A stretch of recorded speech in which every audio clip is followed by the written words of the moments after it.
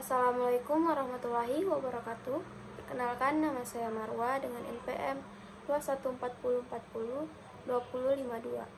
Di sini saya ingin mempresentasikan materi mengenai sejarah perekonomian Indonesia pada masa pemerintahan reformasi hingga kabinet Susilo Bambang Yudhoyono.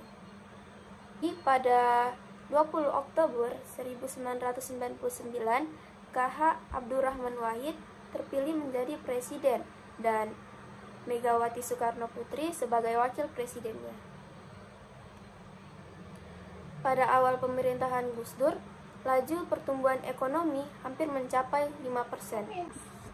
Akan tetapi, hal ini tidak berlangsung lama karena Gus Dur cenderung bersifat diktator dan praktik KKN di lingkungannya semakin intensif. Pemerintahan Gus Dur tidak dapat menyelesaikan masalah yang ditinggalkan oleh rezim Orba atau Orde Baru. Lalu, kondisi perekonomian pada masa Gus Dur lebih buruk dibanding masa pemerintahan Habibie. Jadi ketidakstabilan politik dan sosial semakin parah dan hubungan antara IMF dan pemerintahan Indonesia juga menjadi tidak baik. Jadi setelah Presiden Wahid turun, Megawati menjadi Presiden Republik Indonesia yang kelima. Pemerintahan Megawati mewarisi kondisi perekonomian Indonesia yang sama buruknya pada masa pemerintahan Gus Dur, seperti meningkatnya inflasi dan defisit APBN.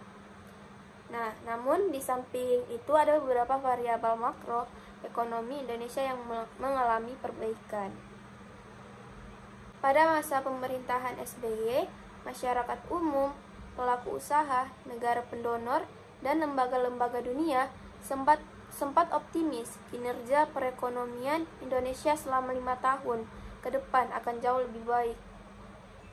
Ada asumsi bahwa kondisi politik Indonesia akan terus membaik dan faktor-faktor eksternal yang kondusif. Lalu pada pertengahan kedua tahun 2005, ekonomi Indonesia diguncang oleh dua peristiwa. Yang pertama itu naiknya harga BBM di pasar internasional, dan yang kedua melemahnya nilai tukar rupiah terhadap dolar Amerika Serikat. Jadi akibat dari kenaikan harga BBM membuat pemerintah mengeluarkan kebijakan pengurangan subsidi BBM yang membuat harga BBM di dalam negeri meningkat tajam. Selain itu juga berdampak negatif terhadap pertumbuhan ekonomi, kesempatan kerja, dan kemiskinan. Lalu, kenaikan harga BBM juga menjadi salah satu penyebab terus melemahnya nilai tukar rupiah terhadap dolar Amerika Serikat. Nah, sejak krisis ekonomi pada tahun 1997 sampai 1998, kepercayaan pelaku ekonomi baik luar dan dalam negeri terhadap kondisi ekonomi Indonesia terus berkurang, sehingga menyebabkan rupiah bergejolak, permintaan dolar di pasar domestik meningkat.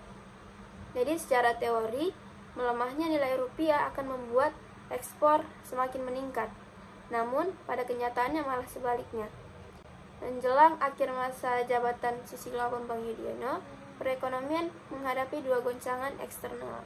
Yang pertama, harga BBM yang terus naik, dan yang kedua, kenaikan harga pangan di pasar global. Baik, itulah tadi presentasi singkat dari saya mengenai materi sejarah ekonomi Indonesia pada masa pemerintahan reformasi hingga kabinet Susilo Bambang Yudhoyono. Kurang dan lebihnya mohon dimaafkan. Wabillahi taufiq wal hidayah. Wassalamualaikum warahmatullahi wabarakatuh.